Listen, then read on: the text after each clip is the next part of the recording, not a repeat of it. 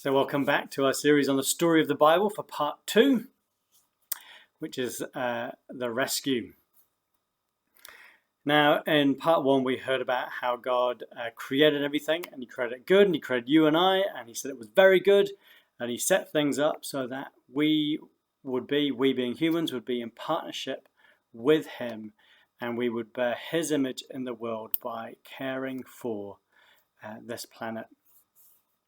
And the hope would be that heaven and earth would be one place. And so we have this picture of this garden with God, with his people, loving them loving him, them loving one another, and loving the world. But they reject God's purposes for them and for the world, and there's these huge consequences. Shame enters the world and goes from eating an apple to murder and violence and a huge relational breakdown. And as I said before, I think that explains a lot about the state of our world, the way that people live in shame, and the way that as humans we can't seem to get it together and love one another and be friends with one another. And so we don't have a creation which is the way that it's supposed to be. Things are not the way they're supposed to be. Heaven and earth are not one place, and we don't partner with God. But as I said, the story doesn't end there. This is a story of love and God continuing to pursue his people and the world that he loves. He wants to be with us. He wants to hang out with us. And so now we come to God's rescue plan. Now, I don't know about you, but I find God quite strange. He does things that we don't expect. I would even go to say that God is a bit of a weirdo. In the Bible, they use the word holy, which means other and different and set apart. And I take it to be that God's a bit strange. God's a bit of a weirdo. We don't quite understand him, and he does things that we just wouldn't expect. So if I was God and I was all powerful and I saw everything fall apart, maybe I could just click my fingers. Maybe I just click my fingers and wipe everything clean and start all over again. But God doesn't do that. God actually makes a promise that he won't do that in the story of Noah. And that comes after the story of Adam and Eve, but before the stories that we're going to look at today. But we won't get into the story of Noah, but it's there. Read it. It's a story of God partnering with Noah. And that's what we're going to look at today. We're going to look at how God continues to partner with people. You see, I find God strange because he doesn't click his fingers and wipe it all clean. Instead, he continues to pursue his purposes that he has for creation. So at the beginning, he intended to partner with humans, and they would look after the world on his behalf, and they would follow him and love him and be loved by him and be guided by him. And he doesn't give up on that. So he goes out into the world and he looks for people who want to partner with him. And so we come to Genesis chapter 12, and we meet a remarkable but very human individual called Abram. And in Genesis 12, we find God do something extraordinary. We find God kicking off his rescue plan to put things back to the way that they are supposed to be. And as I said, he doesn't give up on his purposes to partner with people to see this world redeemed.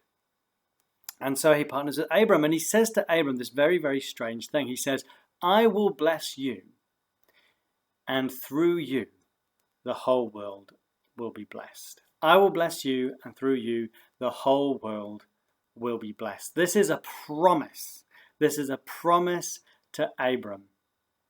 He says, through you and your descendants, I'll build you into a great nation. There'll be more ancestors in the sand on the shore and the stars in the sky. And through those people, through your lineage, the whole world will be put to right. Big call. I'll bless you to be a blessing to others. That's God's rescue plan, to bless people so that they can bless others. And we see that blessing go down through Abram's generations, the Abram's ancestors. And we start to see this theme developing right with Abram's story and through the whole of Scripture. So God makes these big promises that he's going to do these things, but then there seems to be a problem in the way. So in Abram's story, he's told he's going to have ancestors as many as the stars in the sky. However, he and his wife are very, very old, and they don't have any children. And so Abram's kind of left going, hey, I'm an old guy, my wife's pretty old, we can't have kids. How are you gonna keep this promise? How are you gonna keep this promise? But Abram trusts God. Abram has faith in God. Despite these big promises that just seem too good to be true, Abram listens to God. And when God says, hey, Abram, go from your family home and leave all your support networks and go to a place where I will show you, Abram goes. God says, go to a place where it doesn't even tell him where he's going to go. He just says, I will show you, go. Abram goes. Abram is a guy who really trusts in God. And so I think God pays attention to him and decides that, hey, here's as good a place as any to start. If there's somebody here willing to trust me, then I'll make this big call and I'll say, hey, I'll make this promise to bless you, to be a blessing. And I said, Abraham trusts him, and the story has some ups and downs, but eventually the miraculous happens, and Sarah, Abram's wife, does have a child, and that lineage continues. And through that lineage, God continues to restate this promise. I'll bless you, and your ancestors will be a blessing. And we see that right through, and we see some pretty amazing stories, and they end in Genesis with the story of Joseph and his brothers ending up in Egypt. Now, I don't have enough time to go into all these stories in depth, but do go and read them. They're fantastic. This is just a whistle-stop tour through the Bible. But then we have about 400 years. So we leave the end of Genesis with Abram's people in Egypt, and we fast forward about 400 years. And we find that God's promises have continued to come true. We find that Abram's descendants are a great people now. There's loads of them, hundreds of thousands of them. But again, there's a bit of a problem. They're all in slavery. God, you made this promise. What's going on? How are you going to come out of this one? All the people of Israel are in slavery in Egypt. And they are a people who are brutalized. The authorities in Egypt, the Pharaoh, is worried that they may get a bit too strong. So, every now and again, does a bit of child genocide to keep the population down and to keep them subjugated. And then we're told their cry goes up to God, and he hears them, and he raises up a leader. Again, we see God holding on to his purposes to partner with people. He doesn't just click his fingers and all of a sudden they're saved. The people of Israel are saved. He continues to hold on to his purpose to partner with people to see this world changed and redeemed. So he calls Moses. And Moses goes to Pharaoh. And Moses, in lots of ways, Moses doesn't do a heck of a lot. Like, Moses just goes to Pharaoh and says, let my people go. And if you don't, there's going to be consequences for you. God's going to bring these plagues on you if you don't let them go. And each time Pharaoh says no, and then there's the plagues. I think, if you remember Sunday school, you remember the 10 plagues and Moses and all that. But God just deals to Egypt. He just deals to Egypt in this miraculous way through these plagues and through Moses. The people of Egypt and the people of Israel are eventually freed from Egypt. And there's the last finale where they pass through the waters of the Red Sea. The Red Sea parts, and the people of Israel pass through, and then the waters come back onto Egypt's pursuing armies. And at the end of that, we have the song where the first time God's called a savior. God has saved his people. And then God takes those people, this people who were these enslaved people who are now free, and he takes them to the foot of this mountain and he meets them. And he meets them. And he says, hey, Israel, nation of Israel, I want to partner with you. And I will make you a holy nation and a holy people and a priestly nation. We're in Exodus chapter 19 now. The story of Moses and Egypt is all in Exodus. Anyway, I will make you a holy people and a priestly nation. In other words, you will be the people who will be set apart to show the rest of the world what it looks like when God's in charge. You know, it was supposed to be that people would love God and be loved by God and follow him, be guided by him, and we were going to live in this beautiful garden and it was all going to be amazing, but you rejected those purposes. But you are going to be people who don't reject these purposes. You're going to be set apart to try and recapture that original purpose that I had. I'm going to partner with you. You will be a holy people set apart to be a priestly nation, to show the rest of the world what it looks like when God is in charge. When God is in charge. And the people of Israel say, yeah, we'd love to be your holy nation, your priestly people. We'd love that. We'd really love that. Fantastic. Brilliant. And God says, fantastic. And they make a great, they kind of make some agreements with each other. And God continues to fulfill that first promise that you will be blessed to be a blessing. That you'll be blessed to be a blessing. And so God's hope is that the people of Israel will be like a little slither of heaven on earth. A little moment, a little pocket, a nation of heaven on earth. And so he blesses them with lots of things to help them do that, to help them to give a little picture of heaven, to help them to be that holy people, that priestly nation. The first thing he gives them the tabernacle. So this is all happening at this mountain. So he gives them the tabernacle. The tabernacle is basically just a big tent. But it's much like the other nations around them. It's much like their temples. It is a place where God dwells. So the tabernacle is a place where God dwells with his people, and he's in a tent, so wherever the people go, God can go with them. They can pack down the tent and God can go with them. It's a sign of God's presence with them. It's a place where they can go meet God whenever they like. And it's a place for relationship.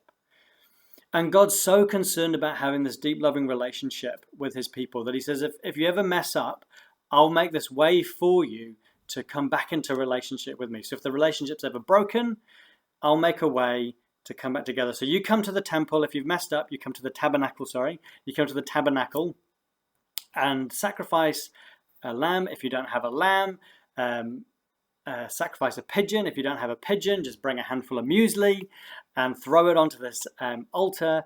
And that's just a way for you to come back into relationship with me. So he gives them he blesses them with the tabernacle, his presence with them, a place where they can meet and be reconciled with God. It's the first thing. The second thing he gives them, the second thing he blesses them with them, is he blesses them with a how-to manual, a how to be the people of God, a how to do this little heaven on earth thing, a list of laws, the Torah, a kind of a rule book. These are the things you're supposed to follow. And when you read those laws, they're encapsulated in the Ten Commandments, but it's about justice, it's about mercy, it's about everybody being provided for. Everybody is given a way of feeding themselves and looking after themselves and looking after their family. If there's people who are poor or in debt, there's ways of releasing them from that debt. There's ways of looking after the poor and the marginalized. And at a time when people like Pharaoh and other kings and rulers around, where they said their word was law, God says, hey, no, if you have a king, their word is not law. My word is law. Even the king comes under my rule. So it really is a document, a list of rules to show people what it looks like, a list of rules to follow to show people what it looks like when God is in charge. He gives them this rule book. So that's the second thing. He gives them the law, he blesses them with the law. And the third thing is he blesses them with a land. So they need a place to be, a home to be the people of God. And he made this promise way back with Abraham. He said, I'll give you this land, and your people will be a great nation in this land. But so far, they've been in Egypt, they've been slaves. Where's this land? And God's like, this land's just over here. There's this place over here. I've got it all prepared for you.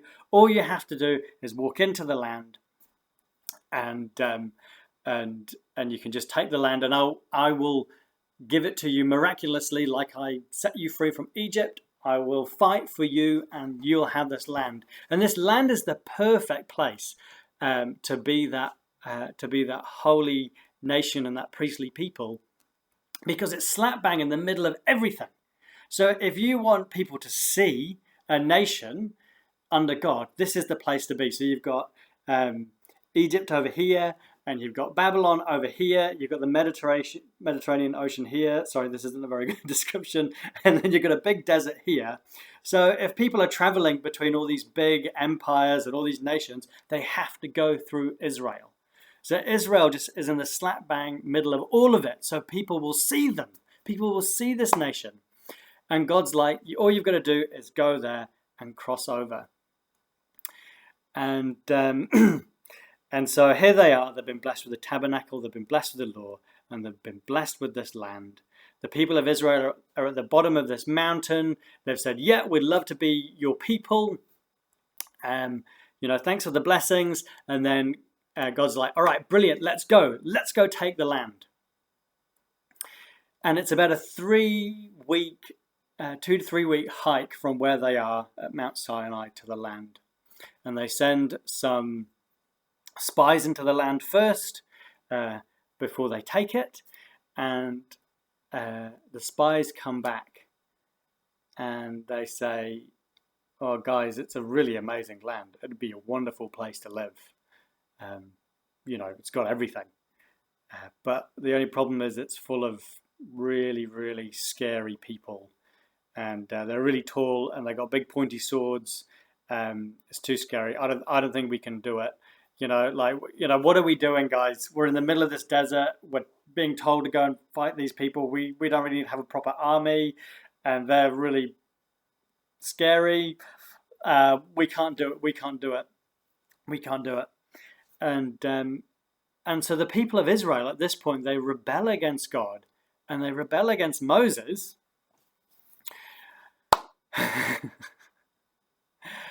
and they say, no, we'd rather go back to Egypt. Thank you very much. So after making these promises, after receiving all these blessings, after seeing God miraculously set them free from slavery, they say, nah, sorry, we'd rather go back to Egypt. We'd rather go back into slavery than go take the land. Now God, at this point, I think is a bit disappointed and a bit fed up. Moses is very disappointed and very fed up, very grumpy about all of this. But God honors their decision. He doesn't make the people of Israel go to the land. However, he doesn't let them go back into slavery either. And so rather than a 2 to 3 week hike, it ends up being 40 years wandering in the wilderness. And during this whole 40 years, God provides for them everything they need. So he miraculously provides for them food and water. And there's a few moments where Israel are under attack, but he protects them, he looks after them, and waits for the generation of people. Waits for the generation of people who rejected going to the land, rejected God's purposes for them, but for them to die of old age, just to die of old age. and waits for a generation to rise up that only knows being in the wilderness, being totally cared for and looked after and protected and provided for by God. And so at the end of the 40 years, when that generation who rejected God's purposes has died away, and there's this new generation that only know God's care and provision, they take the land. They march through the River Jordan, and yet God fights for them miraculously. There's a guy called Joshua becomes their leader, and there's a whole book called Joshua that describes the taking of Israel, and God shows up for them in lots of miraculous ways, and he fights for them just like he fought for them in Egypt, and they take the land. And so here they are, the people of Israel, the people who only know what it is to be looked after by God and to be guided by him, to be protected and provided for by him. They're blessed with the tabernacle, God's presence with them. They're blessed with the law, the how-to manual to do a bit of heaven on earth. And now they have the land, and they are all set up to be that holy people and that priestly nation. And the hope is that through them, they will be blessed by God to be a blessing to the rest of the world. That perhaps one day the whole of creation will be redeemed and come back to God's good purposes, and heaven and earth would finally be together. But that's not the end of the story. So next week, part 3. Thank you for listening, and I hope you're enjoying this series as much as I'm teaching it. Catch you later.